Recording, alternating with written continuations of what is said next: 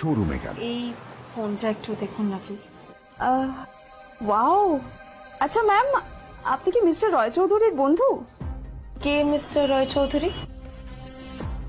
ও আপনি কি ওই রয় চৌধুরী গ্রুপ অফ ইন্ডাস্ট্রিজ এর মালিকের কথা বলছেন? হ্যাঁ। না না, আমি ওনাকে চিনি না। আমি কেন, আমার মনে হয় কেউই ওনাকে চেনে না। বড় বড় মানুষেরাই ওনা দেখা পান না। আমিও কোনোদিন ওনাকে দেখিনি, কিন্তু সাডেনলি আপনি এই প্রশ্নটা করলেন কেন? অ্যাকচুয়ালি ম্যাম, আপনার হাতের এই ফোনটা আসলে এটা ফোনের স্পেশাল এডিশন। এই কাটিং, এই ডিজাইন, এই লোগো, এটা জাল করা ইজ নেক্সট টু ইম্পসিবল। আর গোটা ভারতে বিক্রি হওয়া এই ফোনের সেকেন্ড পিস এটা, যেটা মিস্টার রয় চৌধুরী কিনেছিলেন। সেজন্য জিজ্ঞেস করছি ম্যাম, আপনি এই ফোনটা কোথা থেকে পেলেন?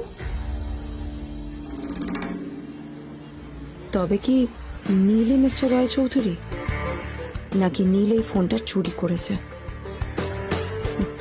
বেকার নীলের কাছে কোটি টাকার ফোন কোথা থেকে এলো? নীলের সত্যিটা তাহলে কি? আর ও যদি সত্যি বড়লোক হয়ে থাকে, তবে ও নিজের শ্বশুর বাড়িতে খরচামাই হই বা থাকে কেন? আদ্রিতা এসব কথাই মনে মনে ভাবছিল। তবে আদ্রিতার বিশ্বাস ছিল যে কোনো না কোনো মতলব করেই নীল এই ফোনটা আদ্রিতার জন্য নিয়ে এসেছিল। কিছুদিন পর আদ্রিতা সেই